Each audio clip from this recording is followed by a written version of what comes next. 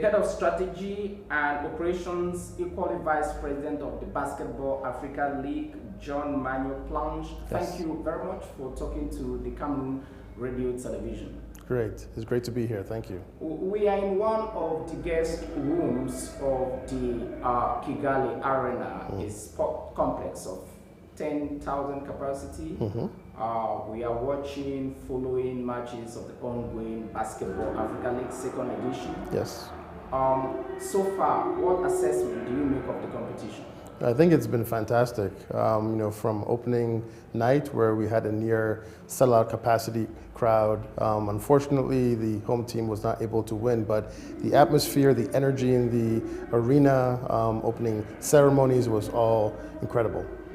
When you look at where it started this year with the Sahara Conference in Senegal, to the Nile Conference in Egypt, and now to the finals here in Kigali, what has been the unique moments of each of those stages? I think it's important to note that the competition has improved and increased in its competitiveness from last year. Last year we were able to launch in the middle of a pandemic, and this year we're a little more ambitious and playing in 3 countries. So we played in Dakar, Senegal, we played in Cairo, Egypt, and now we're here in Kigali, Rwanda. You are the head of strategy and operations. Tell me the philosophy behind Basketball Africa League. Basketball Africa League is the Champions League for club basketball on the African continent. But it's not just a basketball competition. The real purpose of the league is to really uplift the entire ecosystem for sports and entertainment on the African continent. And so we really believe that the league is an economic driver. There are all kinds of ancillary businesses that come around the sport itself that we're here to promote, to make sure that those things uplift for the African continent. When you talk of building the entire ecosystem, can you go into the specifics? What actually are you accompanying? Sure. When you look at what happens on the court, that's the core of the sport itself, right? Those are the players, the coaches, and there are a whole bunch of jobs around that. But then you start to go in concentric circles outside of that, and you have broadcasting, you have merchandising, you have PR, you have, marketing and business operations. There are all kinds of other businesses that go around the sport itself, not only to commercialize it, but to make it sustainable. Over the past months, we have seen you signing partnerships with many organizations, Envol City, Agence Française de Développement, Air Senegal. All these partners coming in, what does that tell the future of Basketball Africa League? It means our future is very, very bright. We can't do what we are endeavoring to do, what our ambitions are alone. We have to bring partners on board. Now, in order for a partner to want to come on board with us, there has to be an alignment of values. And so we're very, excited that these partners see that alignment, and we're looking forward to a lot more. When you bring NBA stars, legends, for example, Joakim Noah, Ian Miami, and others who are here, managers in the basketball domain like Masai Ujiri, of course, who runs the Toronto Raptors, plus Giants of Africa. What kind of message are you selling behind that? I think we are sending the message to the African community, and especially the youth, that if we create something excellent here on the African continent, the world will come here. We have a narrative that we are trying to dispel, that African youth feel as if their futures or any sort of success that they can imagine for their lives have to happen outside of the continent. And here we're saying to them, if you really work hard and you believe in what you're doing, and we provide them these opportunities, and we build something here, a product that is of such high quality that it's consumed globally, but it's made in Africa, showcasing African talent, then the world will come to you. These stars who are global icons will be here. Africa is roughly 54 countries. You don't have so many of them, their national teams or clubs participating in Basketball Africa League. What is the nature of your expansionist policy? Well, so to take a step back, it's not really true that all 54 countries aren't a part of the league. The way we have it structured, that they're open slots where the entire continent has a chance to compete to come into the Basketball Africa League. So as I said, it's a Champions League. However, there are preliminaries that happen that take this from a 3-month roughly league into a year-round property where the entire continent has a chance to qualify to be inside the Basketball Africa League. How do you mainstream basketball into the mindset of especially parents, guardians, mothers, fathers in Africa that this is the sport of the future? As you know, the majority of the mindset is about football. Well, we believe that football has its place. We believe we also have our place from a basketball standpoint, and we are very bullish on the advantages that we feel basketball has. We are not just a sport, we are sports and entertainment. So there are many avenues in which fans can engage with us. Music, fashion, lifestyle, youth culture. So when you see the youth walking around having swag, that kind of attitude is what we want basketball to exemplify. At the same time, we also believe, as I've said, that we're an economic engine. And so education and really pushing that all of these things that we're talking about, all of these jobs that we're creating, you have to go to school to be able to do them. And so education and really looking after the youth are also a key message that we are sending to the parents. Any moment from now, the interview will be coming to an end, but let me just hang on the message of education. Is training to produce future leaders of the basketball community part of your key priorities? Absolutely, but I will take it even a step further. Not only are we creating leaders for the basketball community, but we're also creating leaders for the continent, because sports has so much to teach us. The values, the character, all the things that encapsulate what happens on the court. It's just a microcosm of society. Leadership resides on that court, and that same leadership and those values can then be used outside of the court. How do you set the emotions to those who watch the games that this is team sports, as you said, when it comes to the development of Africa? So, you have to have a passion for what you're doing. And I think that's what really sets us apart, is there's really a passion that we have for the sport of basketball and a strong belief that it really has a real contribution to give to the African continent. One but last question. You are like the brain, part of the brain system of the Basketball Africa League. When you look at the continent from its length and breadth, what do you think is the key challenge to the advancement of basketball in Africa? Infrastructure? Yeah, so I think there's infrastructure, but when I talk about infrastructure, there are two types. There's physical infrastructure, so that's the hardware, and then there's organizational infrastructure, that's the software. And both of those things have to be pushed forward at the same time. So for example, here we have this incredible brand new almost facility. However, the facility itself can't really generate the kind of interest and excitement and activity that we needed to without proper management. So that's where the software comes in. We have to capacitate and train and upskill people and organizations to actually manage this infrastructure. So it's really both types of infrastructure, hardware and software. Finally, what message do you have for young Africans? Of course, we can take the plus 60s, 70s to come and play basketball between 15 to 35, the young ones. What do you tell them that this is the energy that comes from basketball, which does not come from other sporting disciplines?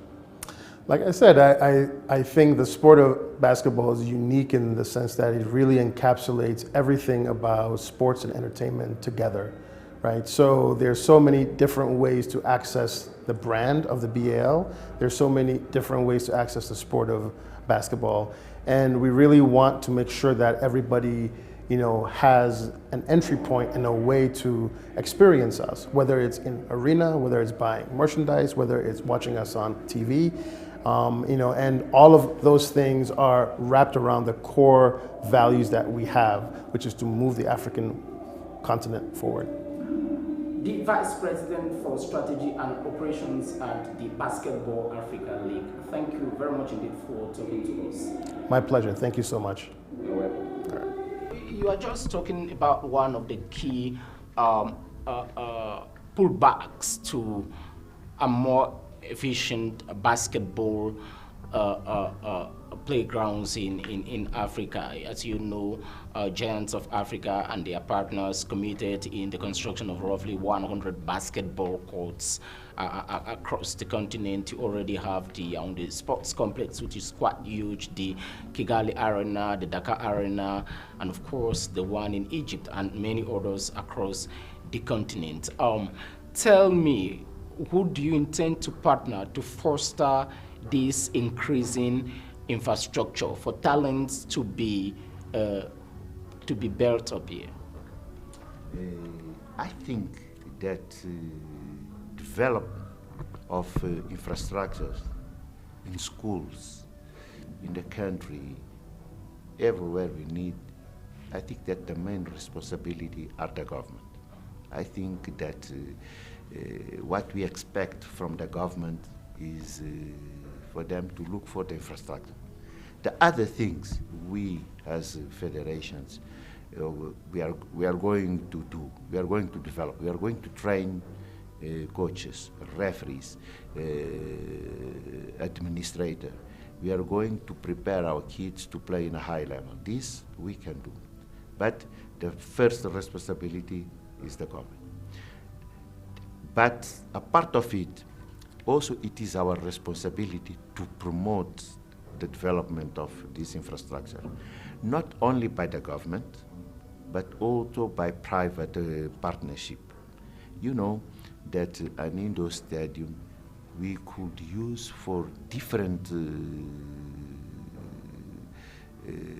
issues, okay, for different sports, not only, but also for different activities, okay.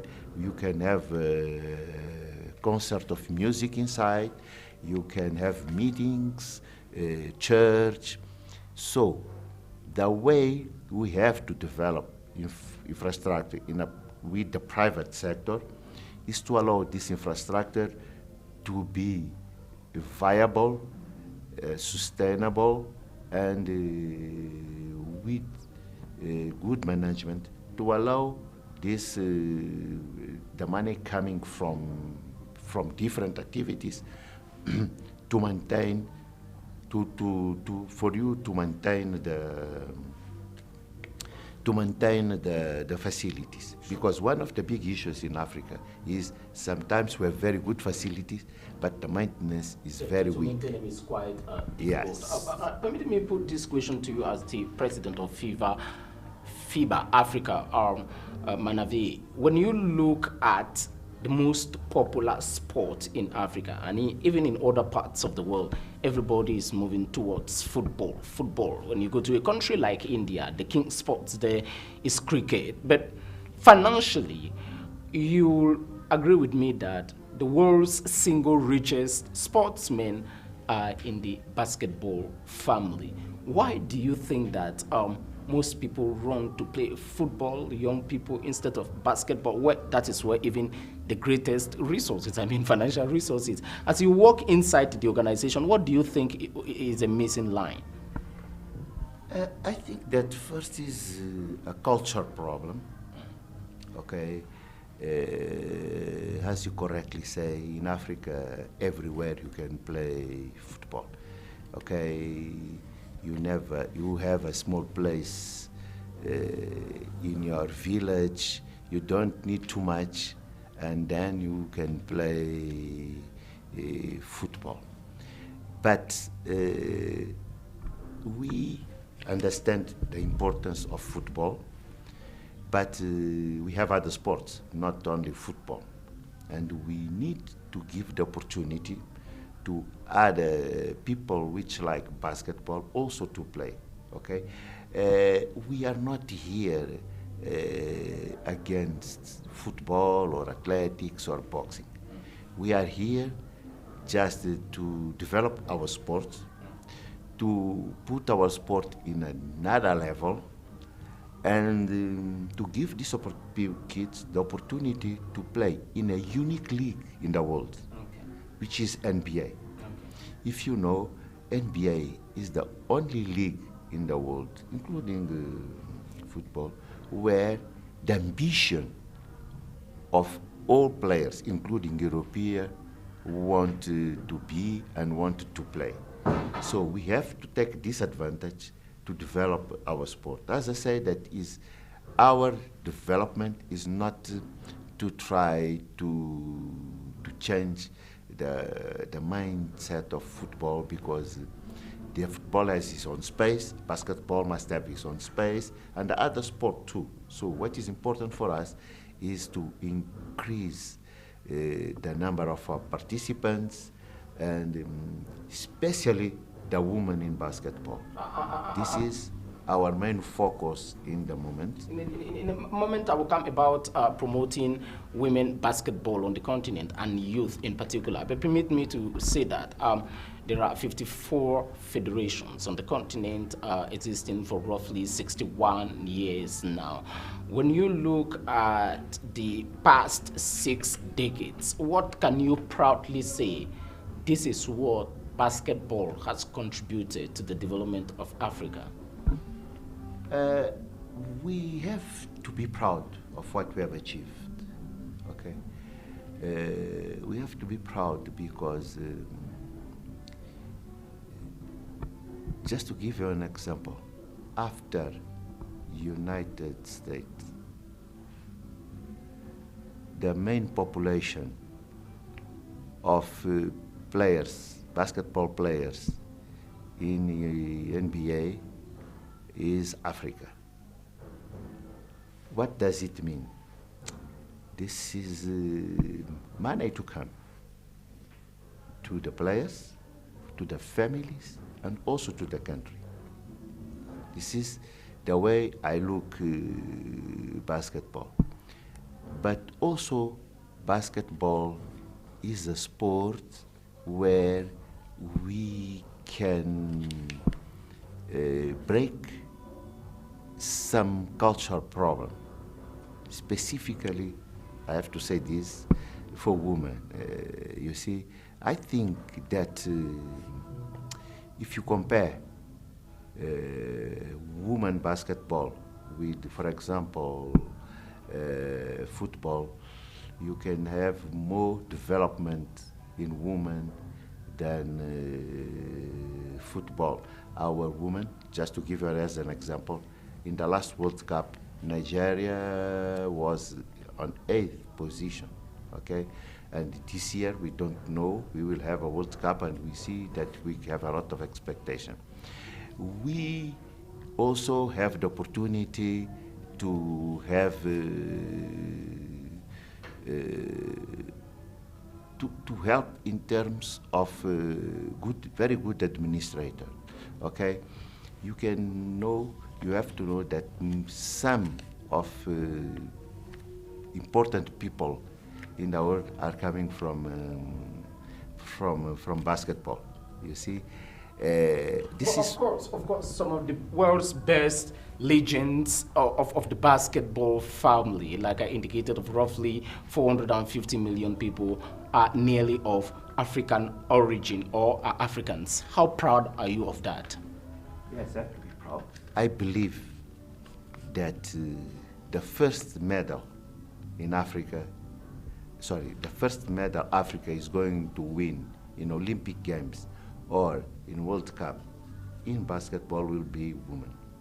They are more committed, they are more focused, and this is a matter to give them the same opportunity like we did to the men.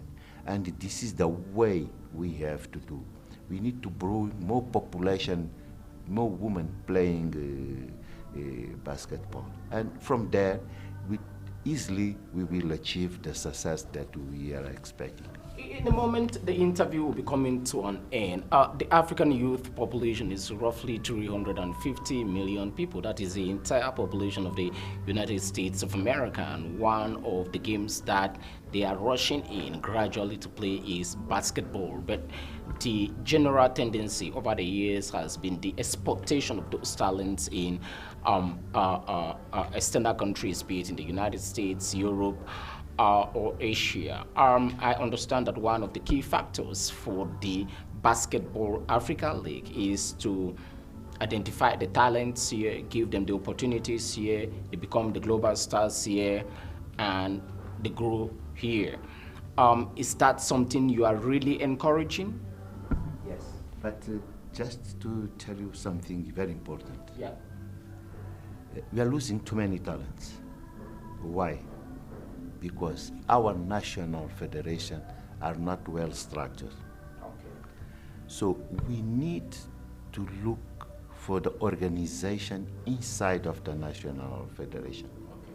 There is some national federations with big potential, but they don't have an office. The office is on the boot of the car of the president. We need to change all this paradigm. We have as FIBA a national development program for federation to support them to make a strategic planning, for them to understand the way to go not in 2 years. We are not making strategic plan for 4 or 5 years, no, a small strategic plan for 2 years. We are supporting them with materials. If you have better federation, well structured, you will have better basketball. You will have better BAL league. This is why this partnership with NBA is not only looking for the game itself, but is also important to say that the BAL is more than this. It's the development of grassroots, it's development of administrators, referees. This is the only way we look for this project, because we need to understand that we need also to learn from the best. And the NBA, they have a good organization, and we are joining them to support us. But as I said to you, FIBA, we as FIBA, we have our own program, and by sure with this program, the implementation of this program, we are going to put our basketball in a different level. Probably you have been following recent developments of basketball in Africa. Let me just land on the case of Joel Embiid, and I'm sure you are pretty much aware of him and his exploits in the United States of America. When you hear that towering stars like Joel Embiid of Cameroonian nationality as president of FIBA Africa are engaging to take different nationalities which are not even from another African country, how do you feel that we have lost another great talent? This is, you see, this is a global problem. It's happened in football. It's happened everywhere. So it's not an isolated case. Yeah, it's not an isolated And case. it shouldn't be. It's not the first and will not be the last. one. And so it shouldn't be an issue of global concern. Yeah. What we have to do is to keep our talent in Africa, but especially for them to understand how important it is to play for their national team. They have to be model to other kids. They have to be proud to play to their national team. When we start the talent program, one of the things we say to our kids, okay, be proud to play in a national team. No matter if you play in NBA, in UEFA Champions League, but you have to play in Africa. But as I said to you, in most of the cases, we have responsibility for them not to play in a national team.